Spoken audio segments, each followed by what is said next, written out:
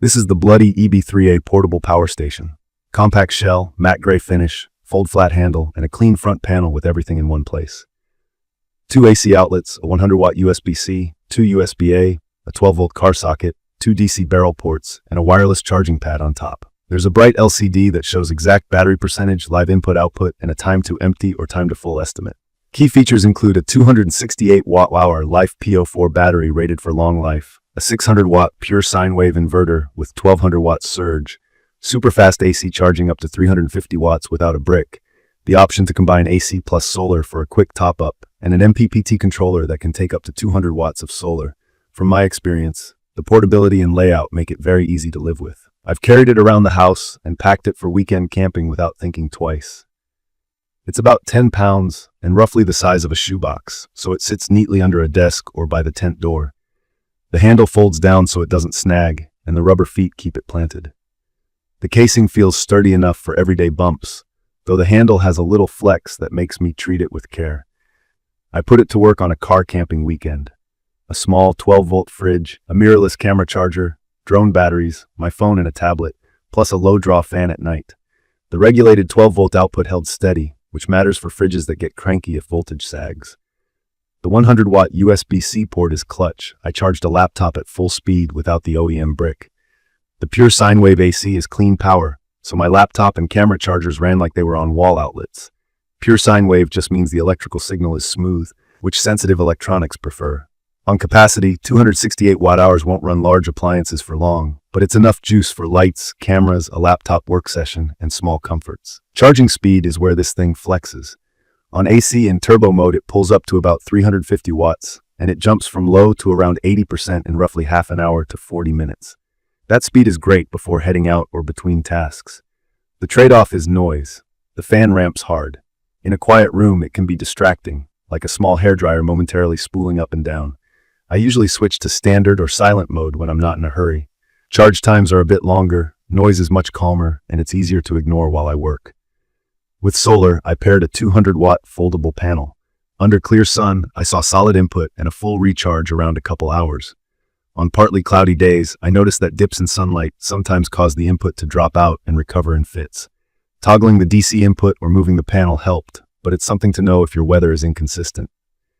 MPPT, by the way, is a smart controller that finds the best voltage current point your panel can deliver, so you charge faster than with a basic regulator. Now the sticky parts. In my opinion, the biggest letdown is the UPS function. UPS means it should keep your devices running if your power blinks, with a quick switchover so your computer doesn't reboot. I tried the EB3A to back up a desktop, a monitor, and my network gear. Even with the latest firmware, I saw random, momentary dropouts while plugged into the wall with a full battery. That was enough to reboot the PC a few times in a day, and once is too many. After that, I stopped trusting it behind any device that can't tolerate even a split-second loss. It's a tough pill to swallow because the UPS mode is a headline feature, but from my experience, it's unreliable for mission-critical gear. I also had one scare after I completely drained an early unit on a trip. The screen showed a weird charge level, and it refused to accept a charge from AC or solar when I got home. Support helped me through resets, and I ended up with a replacement.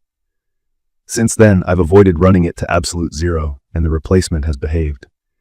Still, that experience changed how I use it. I aim to recharge before it hits the last few percent, just to be safe. Day to day, the EB3A is friendly to use. The dedicated buttons to turn AC and DC sections on and off save battery.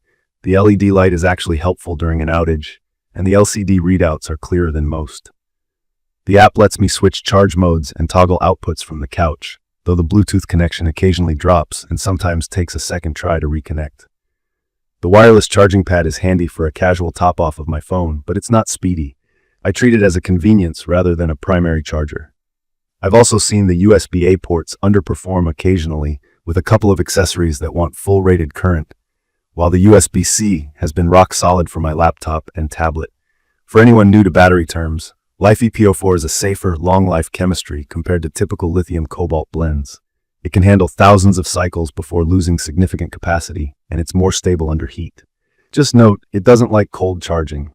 Below freezing, the EB3A won't accept a charge to protect the cells. It will still discharge in cold weather, but bring it into a warmer spot before you plug it in. It's perfect for weekend camping, tailgate setups, filming B-roll off-grid, powering a portable fridge on day trips, or keeping small devices running around the house during short outages. I use it like an all-purpose power hub for cameras, lights, and a laptop when I don't want cords all over the place.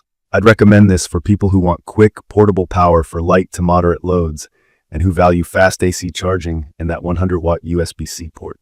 If you're thinking of relying on UPS to protect a desktop, a NAS, or medical gear, I can't suggest it for that. A traditional UPS built specifically for computers will be safer, and you could still use the EB3A as the off-grid pack for everything else. In my opinion, the EB3A is a compact powerhouse with a clear personality. It shines as a portable station you grab for trips, creative work, and everyday convenience. It struggles when asked to be a flawless, always-on safety net for sensitive electronics. If BLUETTI shores up UPS reliability with future hardware or firmware, the overall package becomes much easier to recommend across the board. In conclusion, this unit checks a lot of boxes: fast AC charging without a brick, a long-life PO4 battery, a practical port mix with a strong 100-watt USB-C, and a straightforward interface. The flip side is loud turbo mode fans, an app that can be a little flaky, and UPS behavior that, for me, didn't earn trust. If you use it within its sweet spot, it's a satisfying, capable tool. Step outside that role, and the quirks become hard to ignore. If you found this video helpful, hit subscribe and drop your questions or your own EB3A experiences in the comments. Thank you for watching.